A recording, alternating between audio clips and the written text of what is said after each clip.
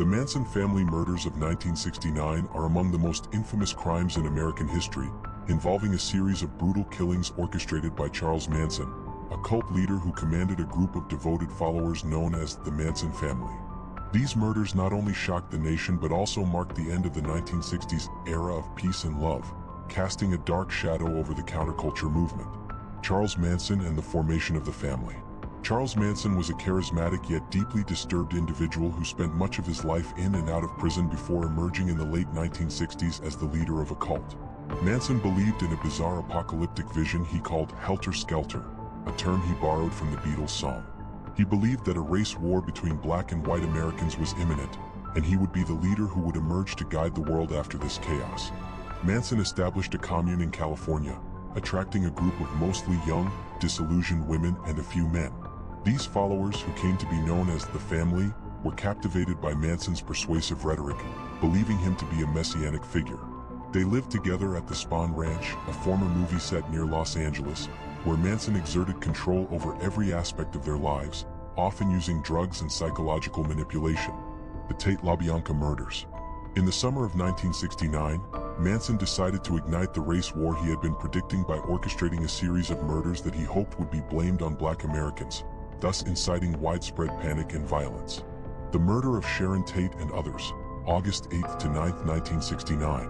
On the night of August 8, 1969, Manson sent 4 of his followers, Tex Watson, Susan Atkins, Patricia Krenwinkel, and Linda Kasabian, to 10050 Cielo Drive, the home of actress Sharon Tate and her husband, director Roman Polanski, who was away in Europe at the time. Manson had previously visited the house when it was rented by music producer Terry Melcher, whom Manson believed had spurned him. The followers, under Watson's leadership, broke into the home and carried out a night of unimaginable horror. Sharon Tate, who was 8.5 months pregnant, was brutally murdered along with her friends.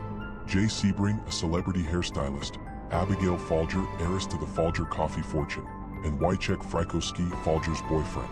Stephen Parent, an 18-year-old who was visiting the property's caretaker, was also killed as he attempted to leave the premises. The murders were particularly gruesome.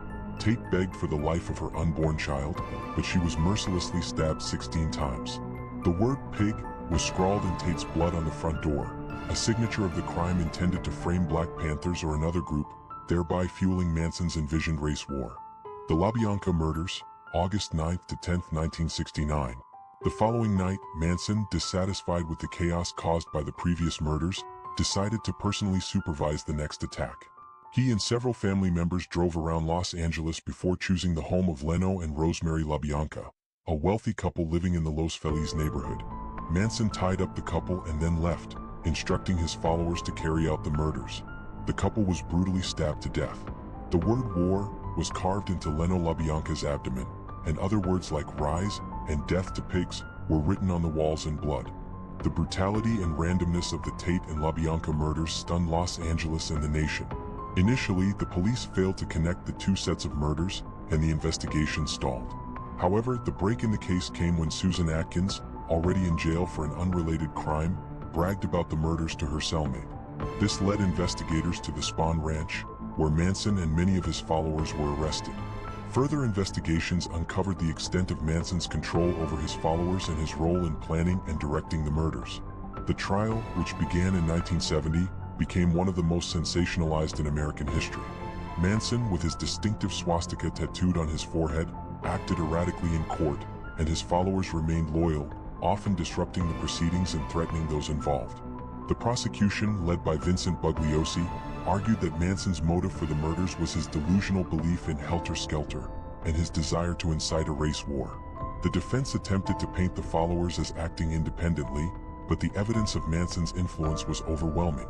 On January 25, 1971, Manson and 4 of his followers were convicted of murder and conspiracy to commit murder. Manson, Watson, Atkins, and Krenwinkel were sentenced to death, though their sentences were later commuted to life in prison after California abolished the death penalty in 1972. Leslie Van Houten, another follower involved in the LaBianca murders, was also sentenced to life in prison. The Manson family murders left a lasting scar on American society. They represented the dark side of the 1960s counterculture, where free love and rebellion against societal norms could be twisted into something evil. The murders also shattered the sense of safety and optimism that had characterized the decade. The case has been the subject of numerous books, films, and documentaries, cementing its place in the annals of true crime history.